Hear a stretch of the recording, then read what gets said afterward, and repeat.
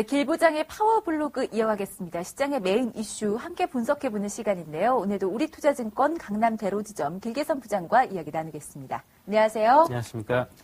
네, 먼저 오늘 파워블로그 주제부터 확인을 해볼까요? 네, 금일 주제는 옵티미스트 프라임이라고 정했는데요. 트랜스포머의 옵티머스 프라임이 시장을 지배하는 상당히 중요한 로봇 역할을 하고 있는데 지금은 미 증시뿐만이 아니라 국내 증시가 상당히 의미 있는 저항선을 돌파했기 때문에요. 전체적으로 낙관론자들의 입지가 상당히 강해지고 있는 차원에서 옵티미스트들에게는 최고의 전성기를 구가할 수 있는 그런 시기다라는 측면에서 제목을 정해봤습니다. 트랜스포머 말씀 안 해주셨으면 아마 저를 포함해서 많은 분들이 긴장하셨을 겁니다. 모두가 낯설어하는 영어 때문이겠죠. 영어는 참 언제 봐도 친숙하지 않은 것 같은데, 자, 옵티미스트 프라임, 낙관론자들의 전성기를 언급을 해주시려고 하는 것 같습니다. 자, 지금 저희가 과연 이 이슈를 왜 짚어봐야 하는지, 그리고 이것이 갖는 의미가 어떤 것들인지 상당히 궁금한데 하나하나 정리를 해볼까요?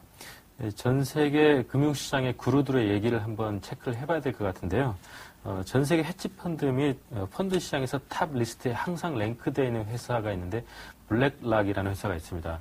굉장히 그 펀드를 또 하셨던 분들도 또는 투자가들 대부분 친숙한 그 회사인데 블랙락의 CEO 레리 핑크가 했던 얘기가 있는데요. 최근에 CNBC 인터뷰에서 현재 주식은 역사적으로 매우 저평가되어 있는데 사람들은 아직도 주식을 조금 멀리 하고 있다라고 얘기하면서 나 같으면 100% 주식에 투자하겠다라는 얘기를 했습니다. 그 얘기는 쉽게 얘기해서 우리들이 흔하게 얘기하는 몰빵을 하고 싶다라고 블랙락의 CEO가 대대적으로 얘기했다는 것인데요. 굉장히 그 의미 있는 얘기이기도 합니다. 그리고 또 다른 그룹인 마크 모비우스 같은 경우에도 시장은 지금 이머징 마켓과 중국에 대한 기대감이 상당히 있기 때문에 위험 순간을 충분히 돌파해낼 수 있다는 점을 들어서 낙관적인 전망도 쏟아내고 있습니다. 또 이런 옵티미스트들에게 가장 또 의미 있는 어떤 이슈가 또 최근에 뉴스가 보도됐는데요. 아마도 시장에 대해서는 가장 염세론자이고 비관적인 논조를 가장 많이 펼쳤던 분이 바로 누리엘 루비니 교수입니다. 누리엘 루비니 교수 같은 경우에는 시장에서 그 경제연구소를 운영을 하고 있는데 경제연구소의 에셋 포트폴리오 디렉터인 지나 산체스를 통해서 이런 의견들이 나왔는데요. 지나 산체스들은 S&P 500의 기존 목표치를 1250에서 1300까지 상향 조정을 한다. 그리고 향후 5 내지 6개월간 시장은 상당히 강한 상승세를 보일 것이다라고 루비니 경제연구소의 자료를 CNBC를 통해서 발표를 했습니다. 그 근거를 들자면 최근에 펀드 매니저들이 잠재적으로는 랠리를 추정하고 있고 또 두 번째로는 ECB와 FED에서 기본적으로 충분한 유동성을 공급하고 있다. 그리고 경제 지표가 일부분에서 상당히 긍정적인 지표가 나오고 있다. 이 세 가지 이유를 들어서 이런 상승에 대한 불마인드, 컨센서스로 완전히 전환했다라는 느낌을 줄 정도로 의견을 발표했는데요. 이것들만큼이나 상당히 옵티미스트들에게는 이러한 여러 가지 그루들의 얘기들이 시장에서 전성기를 구가할 수 있는 그런 순간이 아닌가 이렇게 판단이 되어지고 있습니다. 하지만 개인적으로는 좀 중립적 시각을 좀 당부드리고 싶은데요. 시장이 오르기 위해서는 두 가지 요건이 필요합니다. 건전한 시장의 성장이 좀 필요하고요. 두 번째 중요한 것은 또 수급이죠. 두 가지 중에서 지금 하나만 충족되어 있고 두 가지는 충족이 안 되어 있다고 보고 있습니다. 즉 건전한 시장의 성장은 아직은 펀더멘탈적으로 부족을 하고요. 하지만 유동성은 너무나도 풍부해서 시장은 상승을 유지할 것으로 저는 전망을 하고 있습니다.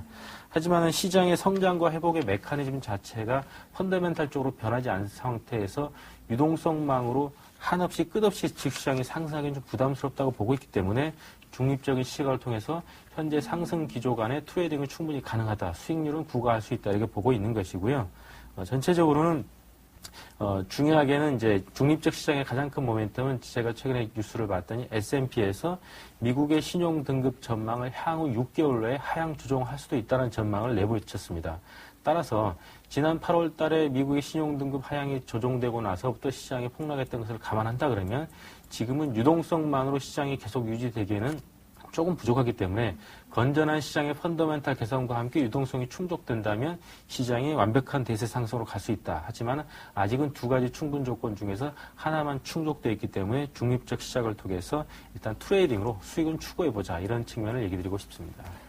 이런 관점이 사실 제일 어렵습니다. 유동성을 토대로 추가적인 상승은 분명히 가능하다. 하지만 질적인 성장이 뒷받침되고 있지 못하기 때문에 그 상승폭은 제한적일 것이다라는 말씀이신데 그렇다면 지금 2,000을 되찾은 코스피의 다음 목표치를 어느 정도 잡아야 하는지도 궁금하고 그런 시장에서 과연 어떤 전략을 세워야 좀 수익률을 극대화시킬 수 있을까도 궁금한데요. 어떻게 보십니까? S&P 500을 기준으로 해서 50일 이동평균선이 장기 이동평균선이 200일 이동평균선을 돌파하게 되면 시장이 전체적으로 상당히 수개월 이상의 상승을 했던 적이 많은데 이미 1월 말에 그러한 포인트들을 돌파를 했고요. 따라서 지금은 시장 자체가 현재 지수대에서 한 10% 정도의 추가 상승 여력은 충분하다고 보고 있습니다. 그렇게 보면 지수는 2200 정도까지도 갈 수는 있고요. 그렇게 보면은 전고점대인 2240이라든지 이런 최고점대를 또 순간 돌파할 수 있는 가능성도 생길 것으로 보고 있습니다. 하지만 이런 유동성의 힘 때문에 이렇게 변화하는 폭 자체는 큰 의미가 없다고 보는 것이 종목별로 전체적으로 시장을 주도하는 대형주 몇 개 정도만 가지고도 충분히 도달할 수 있는 수치라고 보고 있고요. 1700이나 1800일 때의 지수 변동성보다는 2000포인트 넘어서의 지수 변동성은 훨씬 더 쉽게 비율적으로 봐서 움직일 수 있기 때문에 1700에서 10%하고 2000포인트에서 10%는 훨씬 더 분위기가 다릅니다. 그렇기 때문에 200포인트는 과거에 한 150, 170포인트 정도의 비중밖에 안 되기 때문에 충분히 돌파는 가능하되 하지만 그 자체에 2200을 넘었다고 해서 대세 상승으로 간다. 2300을 넘었다고 해서 대세 상승으로 간다라고 하기에는 아직은 좀 지켜봐야 될 변수들이 많다라고 평가되어집니다. 네, 그 중에 하나가 또 대규모로 예정된 국채 만기들, 이 유럽 쪽 이슈들 보자라는 이야기도 지속적으로 해주셨고요. 그렇다면 2200 정도로 눈높이를 맞추고 전략을 세워보겠습니다. 어떤 업종들을 중심으로 전략 세우는 게 바람직할까요?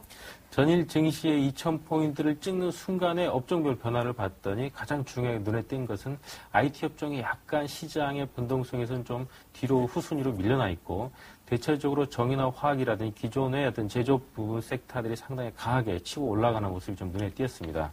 그것으로 봤을 때는 작년 말 그리고 올해 1월 달까지 IT 업종이 주도한 것들이 또 순서를 내주고 다른 업종들에게 우선순위를 좀 부여해 준 것이 아닌가라고 볼 수도 있지만 지금 시장이 사실상 2000포인트까지 도달하게 된 가장 큰 배경에는 IT 업종이 상당히 중요한 역할을 했고요. IT 업종은 완전히 무너지는 것이 아니고 같이 동반 성장하게 가되 순환매를 돌면서 우선순위를 앞서거니 뒤서거니 하면서 다른 업종들과의 키맞추기를 할 것으로 보여집니다. 따라서 지금은 개인적으로는 종합상사 관련주라든지 소재 관련주에 약간 좀 포커스를 좀 맞춰봐야 되지 않나 생각이 되는데 그쪽 관련주들이 의외로 시장에서 소외된 이후에 최근에 순환매 상승을 좀 반복하고 있다고 판단이 되어지고 있고요. 삼성물산 같은 경우에 상당히 좀 주목하는 주식으로 좀 관심 가져봐야 되지 않느냐. 결국은 삼성전자가 신고가를 마련한 시점에서 삼성전자 보유 지분이 상당히 많이 있는 물산의 어떤 보유 가치라든지 또 최근의 실적 그리고 최근의 건설업종 플랜트 관련 해외 수주 모멘텀 이런 것들이 뒷바탕이 될 것으로 보고 있고요. 소재 관련주에서는 최근에 물동량 감소와 함께 시장에서 공급이 많이 지금 줄어들고 있는 면도 있기 때문에 가격적인 면은 다소간의 일시적인 회복이 됐기 때문에 단기적으로 관심을 가지고 있습니다. 그 외에도 중소형 개별주의 경우에도 자신들의 특성을 잘 감안해서 투자자들이 차트 매매를 하시면 의외의 수익률을 양호하게 달성할 수 있을 것으로 보는데요. 계속해서 얘기 드렸던 종목들이 좀 몇 가지가 있는데 미래나노텍, 인토로조, 대창, 그리고 디오텍이라든지 크레넨사이언 같은 종목들 계속해서 유념해서 차트 매매하시면 되겠습니다. 대창 같은 경우에는 중소형주이긴 하지만 언급해 주셨던 상품과도 밀접한 관련이 있는 종목이죠. 눈여겨보시면 좋을 것 같습니다. 자, 오늘 우리투자증권 강남대로 지점 길계성 부장 수고해 주셨습니다. 고맙습니다. 고맙습니다.